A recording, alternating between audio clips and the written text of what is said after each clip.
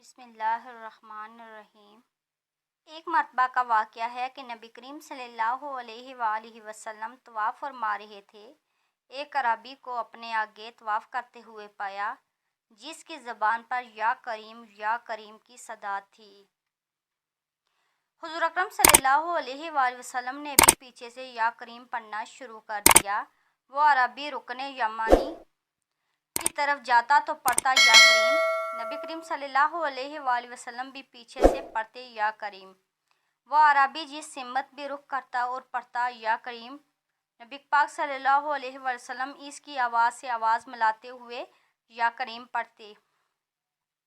اعرابی نے تاجدار کائنات صلی اللہ علیہ وآلہ وسلم کی طرف دیکھا اور کہا کہ اے روشن چہرے والے، اے حسین قد والے، اللہ کی قسم اگر آپ کا چہرہ اتنا روشن اور عمدہ قد نہ ہوتا تو آپ کی شکایت اپنے محبوب نبی کریم کی بارگاہ میں ضرور کرتا کہ آپ میرا مذاق اڑاتے ہیں۔ سید دو عالم صلی اللہ علیہ وآلہ وسلم مسکرائے اور فرمایا کیا تم اپنے نبی کو پہچانتا ہے؟